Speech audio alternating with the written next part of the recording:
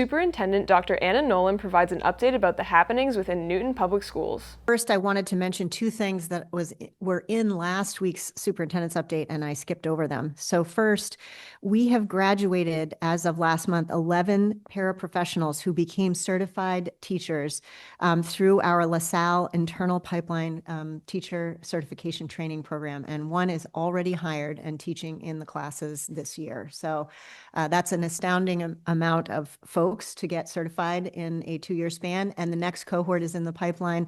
And I just want to give a big shout out to Kathy Lopes, our Director of DEI, and Joanny Santa, our Director of Human Resources, for the huge amount of work that they have done in order to make that happen.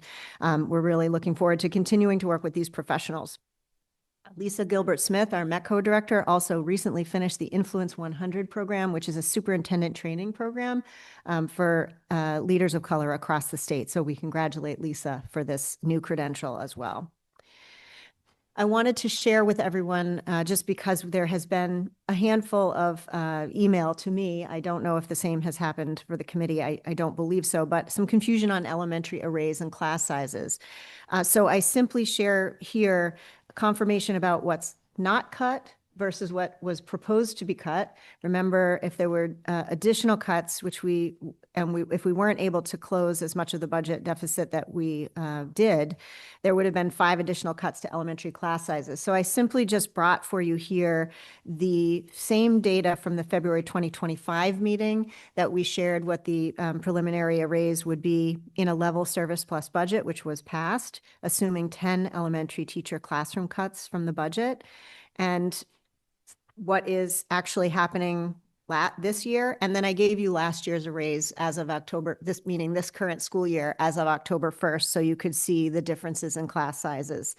In particular, there has been some concern about Mason Rice having grade 2 classes of 22. So I invite you to take a look at that, because that is the current class size for this year for 3 sections. Next year, FY26 preliminary enrollment at 22 all.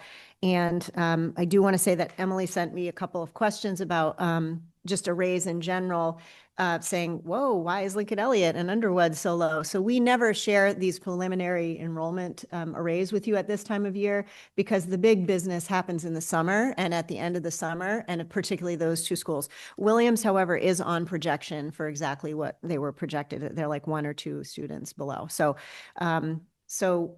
in my prior district, we showed arrays every month. So if that's something that the committee is interested in, we can certainly do that.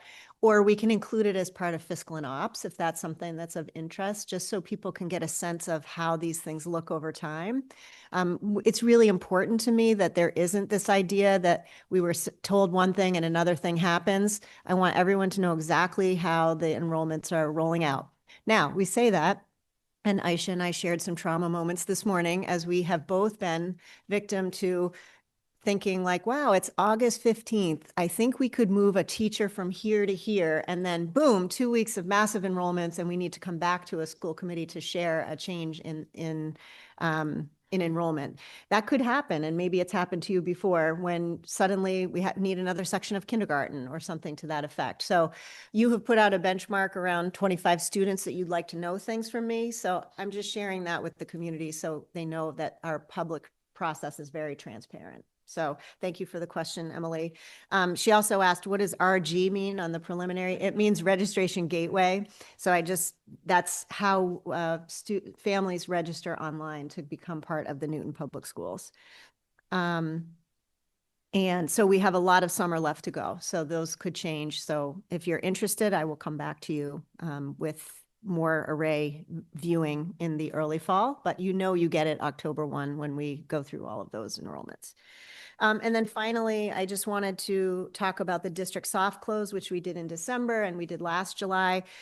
This is for administrators and full year staff to be able to rest and be off email from July 1 to the 11th of 2025. The district will still be open, things will happen, ESY school will still happen, but those administrators who choose to do so will be out and offline. I just want parents to know this is not the time to try to come in and have that meeting with your principal. So you can do it later in July and August. They're certainly all available.